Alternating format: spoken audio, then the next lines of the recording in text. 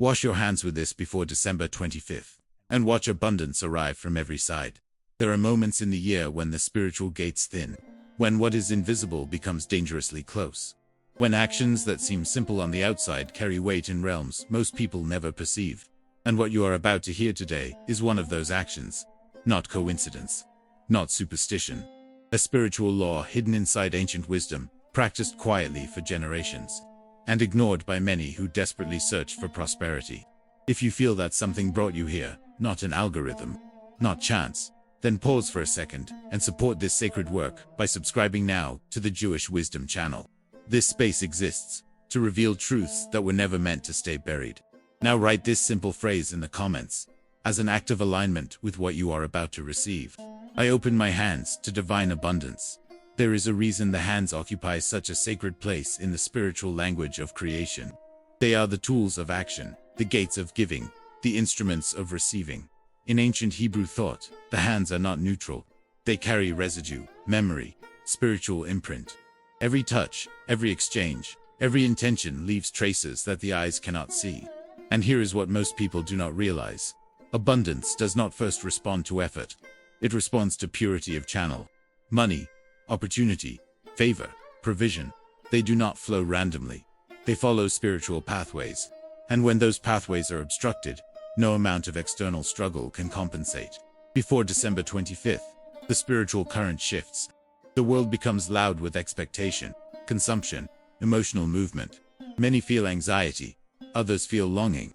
Some feel nothing and yet are strangely restless. And hidden beneath all of that noise, there exists a narrow window where an ancient act, done with intention, realigns the flow of provision with astonishing speed. But the practice itself is only the surface. The true power lies in what it activates behind the veil. The sages taught that the hands represent the interface between heaven and earth. What you release, what you retain, what you grasp, what you refuse, all of it passes through them. That is why impurity is not just physical. It is energetic, spiritual, invisible. Most people wash their hands to clean dirt. Very few ever wash them to unlock destiny. And yet, every single morning, faithful generations have done exactly that. Not as ritual for show, not as superstition, but as alignment with a law older than empires. Today you are being positioned to understand why. Because abundance does not arrive from one direction. When the channel is purified, it arrives from every side. What you will discover next is not a modern technique. It is not positive thinking. It is not motivation. It is rooted in Torah, preserved through exile, whispered through households, and guarded by those who knew that certain knowledge must be handled with reverence. For now, breathe. Stay present. Let the noise of the day fall silent. The revelation begins in what was written, long before money ever existed as we know it. Long before the world learned how to count coins, heaven had already established how abundance moves. Before markets existed, before contracts, before banks and currencies, the Torah had already revealed that provision does not originate in the hands of men. It descends through alignment with the source. And the first place where that alignment is restored is in the hands. The ancient text says, "Who may ascend the mountain of the Lord? Who may stand in his holy place? He who has clean hands and a pure heart." This is not poetry. It is architecture. It describes how spiritual access is built. Clean hands are not symbolic of morality alone. They refer to a state of readiness, a channel cleared of residue, a vessel prepared to carry flow. In Hebrew, the word for hand is yod, and its numerical value is 14, the number of transition, of doorways, of movement between states. When the sages studied this, they understood that the hands are literally configured as transitional gates between what is above and what manifests below. But here is the layer most people were never taught. Water, in the language of creation, is not merely substance. It is intelligence in motion. From the first lines of Genesis, water precedes form. The Spirit of God moves over the waters before anything takes shape. Meaning, water carries the memory of creation. It holds the code of transformation. When water touches the hands with intention, it is not cleaning skin. It is reprogramming the interface between soul and material world. That is why the ancient practice of ritual hand washing was never about hygiene. It was about recalibration.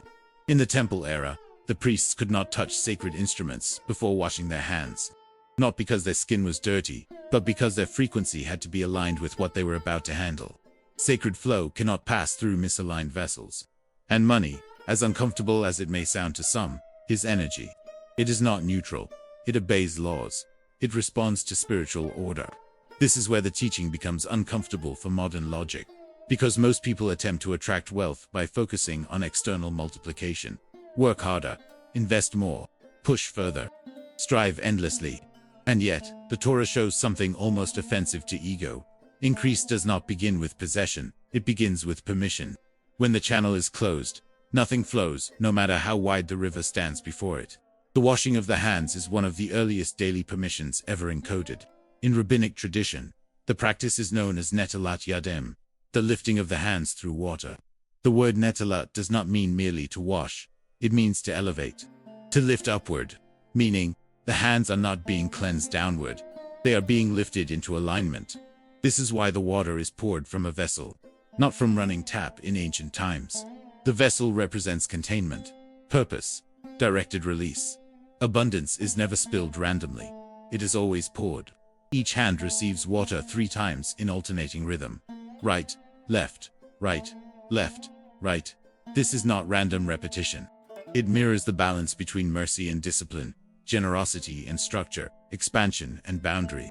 When one dominates, wealth becomes either blocked or destructive. Only balance sustains flow. But now comes the hidden layer. The Zohar teaches that during sleep, the soul partially ascends. And during that time, residual spiritual weight settles on the body, especially on the extremities. When a person wakes, that residue is present on the hands. It represents yesterday's limitations, fears, anxieties, unfinished fears, negative decrees formed through thought and emotion. If the day begins without removing that residue, the person unknowingly carries yesterday into today, and yesterday's financial ceiling becomes today's invisible barrier. Most people repeat the same financial season, not because God has limited them, but because they never cleared the channel through which new decree could pass. The washing interrupts that continuity. It announces to the unseen world, yesterday no longer governs today. When this act is done with intention, it is not a ritual. It is a legal movement in the spiritual court. And now, the calendar layer. December 25th carries tremendous emotional charge across the world. Expectation, exchange, lack, desire, generosity, pressure, longing, family, absence, presence. All of it converges into one cultural moment. The spiritual atmosphere becomes saturated with need, memory, and projection. When such emotional density exists, the gates of influence widen, not only for light, but also for confusion. It becomes easier to either realign or to fracture further. This is why the sages warned that certain preparations before charge times amplify outcomes exponentially. Washing the hands before this date, with proper consciousness, does not attract money in the childish sense of superstition. It recalibrates the gate through which provision is permitted to move legally into one's life during a season where global emotional currency is at its peak. The Torah teaches that blessing follows order, not feeling, not hope, order. The hands initiate order. And now listen carefully to this truth, because it dismantles a dangerous illusion. Abundance does not flow toward desperation. It flows toward readiness. Desperation grips. Readiness opens. Desperation clutches tightly. Readiness receives lightly. This is why many chase wealth, and few ever host it. When the hands are spiritually misaligned, the soul attempts to grasp what it was meant to receive. But what is grasped cannot multiply. Only what is received freely can increase without fracture. The washing resets that posture. It shifts the hands from grabbing back to receiving. The psalmist wrote, "You open your hand and satisfy the desire of every living thing," not the closed fist, the open hand. And how does the human mirror the divine open hand? By opening theirs first. This is the symmetry of abundance. Heaven opens. Earth responds. Earth opens. Heaven responds again. Cycle, not transaction. Now understand this. The water does not bring wealth. The water removes what blocks permission for flow. This is why some wash their hands every day, their entire lives, and never experience expansion. Because the movement of water without internal alignment is only moisture. Intention is what converts action into law. And intention is what you are about to learn how to shape. Because the real activation is not in the water. It is in the awareness you carry while it moves through your hands. And that awareness is what most people have never been taught. Not yet. But now, you are close enough to receive it. What transforms ancient knowledge into living power is not the mystery itself, but the way it enters the ordinary rhythm of a human life. A truth that cannot be lived becomes only information, but a truth that is embodied becomes law. And this is where the secret of the hands leaves the realm of tradition and enters the quiet space of your morning. The first seconds after your eyes open, when your soul is still hovering between worlds, and your will has not yet been invaded by urgency, fear, news, obligations, or noise. The practice itself is simple on the surface, yet immense in depth. You rise from your sleep, not as someone rushing into the day, but as someone crossing a threshold. You do not grab your phone. You do not speak. You do not carry yesterday forward through memory. You stand, aware that the first movement of your body will set the tone of what flows through you for the rest of the day. In ancient wisdom, beginnings contain the seed of outcomes. How something starts shapes how it multiplies. You take water, not with haste, not with distraction, but with presence. And presence is the rarest currency in the modern world. As the first drops touch your hands, the external act becomes internal alignment. You do not think of cleaning. You think of clearing. You do not imagine dirt. You imagine residue dissolving. The fears accumulated from yesterday. The insecurity hidden in your chest. The silent agreements you made with limitation. The memories of lack passed down through words you heard. Environments you survived. Disappointments you learned to normalize. All of that has weight, and weight blocks ascent. As the water flows, you allow your hands to become empty again. Not physically empty, but spiritually unburdened. You are not performing a superstition. You are making a statement in the unseen. I am not carrying yesterday's ceiling into today. I am resetting the permission structure of my life. That intention alone already reshapes the posture of the soul. And this is where the real application begins to stretch beyond the wash itself and enter behavior. Because once the hands are aligned as receivers rather than graspers, the way you approach every exchange changes. You stop demanding life. You begin inviting it. You stop manipulating outcomes. You begin cooperating with timing. You stop measuring your worth by scarcity. You begin measuring it by stewardship. Abundance is not attracted by hunger. It is invited by trust. When shortages govern the mind, the body tightens. The voice constricts. The gaze narrows. Every encounter becomes a negotiation driven by fear. But when trust governs the inner world, the body softens. The mind widens. The hands loosen. Opportunity recognizes that posture instantly, because opportunity itself is a form of trust in motion. This is why the washing of the hands is not complete until it reshapes the way you move through the day. When you speak to others after aligning your hands, you speak without extraction. You are no longer trying to take energy from conversations. You bring it. When you work without clutching at results. You serve with excellence, not anxiety. When money appears, you receive it without guilt. When it delays, you do not collapse into panic. Because your relationship with provision is no longer transactional. It has become relational. This is the inner shift that most people never reach. They attempt to use spiritual practices to manipulate reality. But ancient wisdom does not teach manipulation.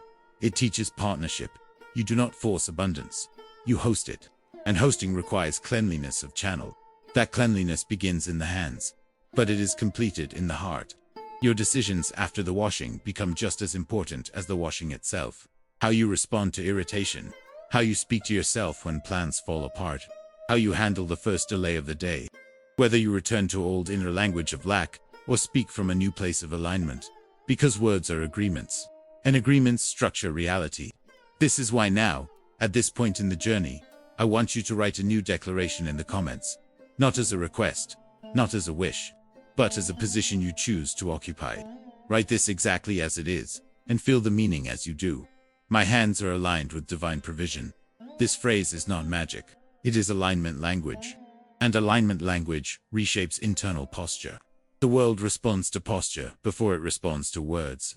When you begin to live from this posture consistently, subtle changes unfold first.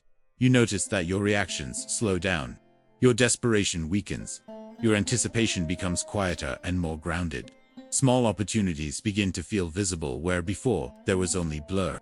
People respond differently to you without knowing why. Doors that were always there suddenly appear open. And the greatest sign of all, your nervous system begins to rest. Because fear and scarcity overstimulate the body, trust settles it. This is the physiological side of spiritual abundance. The soul leads, the body follows. The environment rearranges, But let this be clear with absolute honesty. This practice will not turn a disordered life into instant wealth. It will turn a disordered channel into an ordered one. And order is what allows multiplication to occur without collapse.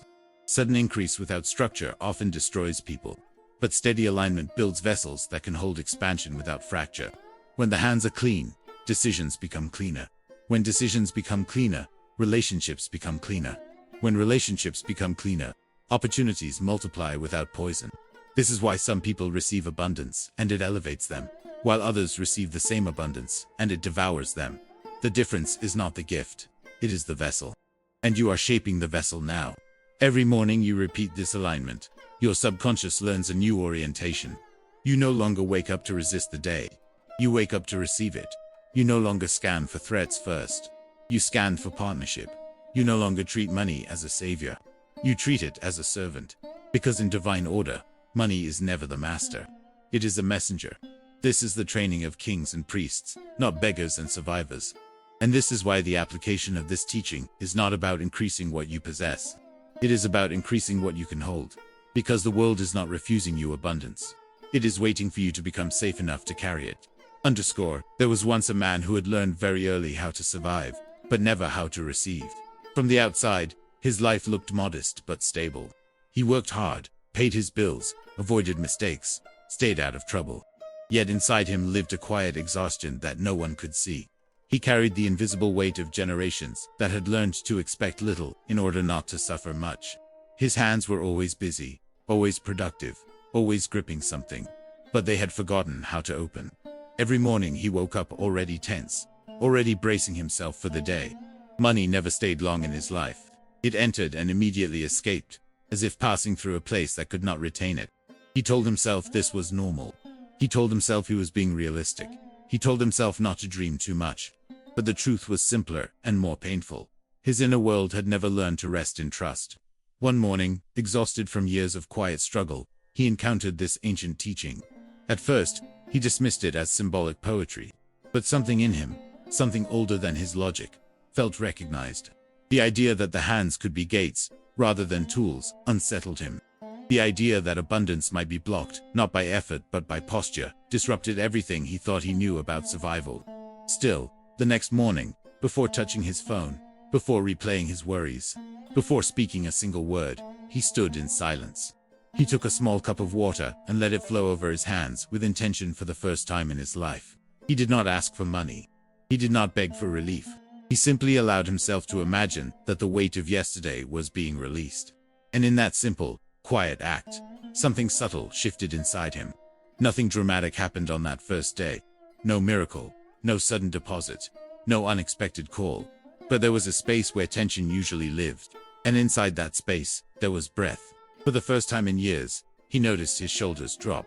He noticed his breath deepen. He noticed that his body responded as if it had been waiting for permission to exhale. He repeated the practice the next day, and the next, and the next. Slowly, his mornings stopped feeling like battles. They began to feel like crossings. He no longer woke up already defeated. He woke up curious. And curiosity is the first form of hope that dares not yet call itself faith. Weeks passed, and he began to notice that his reactions during the day were different. He no longer collapsed internally when plans changed. He no longer felt personally attacked by delays. He no longer spoke to himself in the voice of lack. Without realizing it, his language softened. His expectations became cleaner. And when his inner world changed, his outer world began to echo the difference. People responded to him differently. Opportunities that once felt invisible became strangely visible. Conversations carried a different tone. Timing began to shift in small, unexplainable ways. Nothing felt forced. Nothing felt hunted. Things arrived with the quiet authority of natural order. One evening, he received an offer that, under his old identity, he would have rejected immediately out of fear. It required trust. It required exposure. It required believing that he could hold more than he ever had. And this time, instead of retreating, his hands did not tighten. They opened. That was the moment he understood something that no explanation could have given him. Abundance does not only change circumstances, it changes identity first. Because when identity remains rooted in survival, even miracles feel dangerous. But when identity shifts into stewardship, provision feels natural. This is the emotional core of the practice you are learning. It is not about turning water into wealth. It is about turning fear into capacity. Many who hear teachings about abundance secretly carry shame. Shame for wanting more. Shame for feeling tired of lack. Shame for desiring ease. But ancient wisdom never shames the desire to receive. It only warns against the posture of grasping. Receiving is holy. Grasping is driven by fear. They may look the same from the outside, but the unseen world reads them as opposites. And here is where your own story quietly enters this ancient narrative. Because if you are listening now, it is not because you randomly found this message. Something in your inner world resonates with the possibility that your life was not meant to feel like endless effort without rest. Something in you suspects that provision was never supposed to arrive through exhaustion alone. Something in you knows that survival is not the same as living. And that inner knowing is already a form of awakening. Now, I want to ask you for something simple, yet deeply meaningful. In the comments, answer this from your heart. Not as a performance, but as a quiet confession between you and the truth. I am ready to receive without fear. Do not analyze it. Do not overthink it. Let it be a doorway, not a conclusion. Because every transformation begins with permission. And permission begins with honesty. As we approach the final moments of this journey, understand that what you are experiencing now is not mere information. It is resonance. Ancient truths do not convince. They recognize, and recognition moves something that effort never could. If you feel that this teaching touched something deeper than logic, something older than memory, something that feels both unsettling and relieving at once, then know that this is the language of your soul, remembering itself. And for those who feel this stirring and desire to go deeper into these teachings, to understand not only this practice but the architecture behind many others, preserved through generations of wisdom, there is a continuation available. If you want to go deeper into these teachings, ask for the Jewish Wisdom eBook in the comments. It was created as a companion for those who feel called, not only to hear, but to walk. Not everyone is meant to receive everything at once, but those who are ready will always be given the next step. And now, as you sit with everything that has been revealed so far, let this reflection seal itself quietly inside you. Abundance is not something you chase. It is something that recognizes you when you become its proper home. The hands were only the beginning, because the real vessel is who you are becoming. There comes a moment in every true transformation when the soul stands between who it used to be and who it is becoming. It is not a dramatic moment. It does not announce itself with fireworks or thunder. It arrives quietly, wrapped in awareness. And that is where you are now. Not at the end of a teaching, but at the edge of a new relationship with your own inner world. Everything you have absorbed until this point was not meant to impress your mind.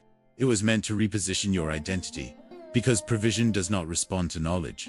It responds to identity. The world answers, not to what you know, but to who you silently believe yourself to be. Most people try to change their outcomes, without ever changing the inner permission they carry. They hope that circumstances will convince them of their worth. But ancient wisdom inverts that logic completely. Worth is not proven by outcomes. Outcomes are shaped by the worth you already accept. This is why the path of abundance begins with restoration, not acquisition. It begins with dignity, return to the soul. The hands were only the doorway. What passed through them was not water. It was remembrance. Remembrance of who you are beyond fear. Remembrance of who you were before survival became your primary language. Remembrance of the version of you that once trusted life without needing to control it. When that remembrance settles, something subtle but irreversible happens. You stop living from permission borrowed from the world. You begin living from permission received from within. And the world feels that shift instantly, even if it cannot explain it. You may still face challenges. You may still face delays. You may still face seasons of testing. But now they will no longer define your worth. They will train your posture. And posture is the true initiator of flow. Because abundance is not fragile. What is fragile is the vessel that tries to carry it without alignment. And this is the hidden mercy behind many of your past delays. What once felt like punishment was often protection. What once felt like loss was frequently preparation. What once felt like denial was many times the shaping of a container not yet ready to sustain expansion without breaking. Now, you are no longer approaching life as someone begging for favor. You are approaching life as someone learning how to host it. This is the quiet confidence that does not need to announce itself. This is the internal stillness that does not depend on immediate results. This is the grounded expectation that does not collapse when things move slowly. You are no longer chasing abundance. You are becoming compatible with it. And compatibility is everything. Because abundance, in its divine form, is not chaotic. It is ordered. It does not arrive as excess that disrupts your life. It arrives as provision that integrates with it. It does not intoxicate the ego. It stabilizes the soul. This is why those who arrive at wealth without inner alignment often fall apart under its weight, while those who grow into alignment often appear to receive with unnatural ease. The outside never knows what the inside has already rehearsed. What you do not rehearse internally, you will struggle to sustain externally. And now, as this journey reaches its closing, understand something that few ever dare to accept.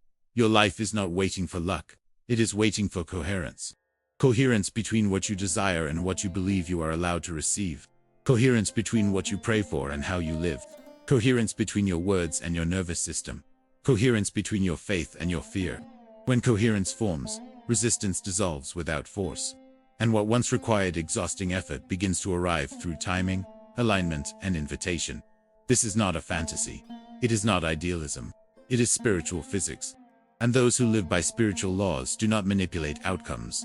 They cooperate with flow. Now, as we stand at this final threshold together, I want to speak directly to the part of you that is quieter than thought, deeper than emotion, and older than your name.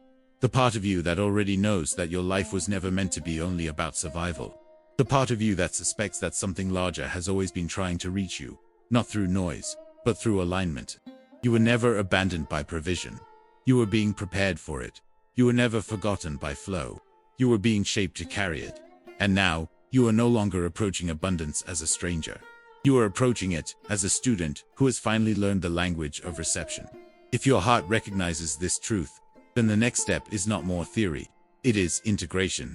And for those who feel this inner confirmation and desire to go deeper into this path, to understand other ancient keys preserved in Jewish wisdom that teach not only how to receive, but how to sustain, how to multiply without losing the soul, how to grow without fracturing identity, there is a continuation prepared. If you want to go deeper into these teachings, ask for the Jewish Wisdom eBook in the comments. It exists for those who sense that this is not the end of a video, but the beginning of a new posture toward life. Not everyone will ask, and not everyone should, because true learning is not driven by ambition, it is driven by readiness. And readiness has a taste that the soul never confuses. If you tasted it today, honor it. As you move forward from this moment, do not measure what is coming by speed, measure it by stability. Measure it by peace. Measure it by the quiet confidence that no longer results from convincing yourself, but from remembering who you are. The water touched your hands. Alignment touched your identity. Now let life respond, because it always does, and it always will.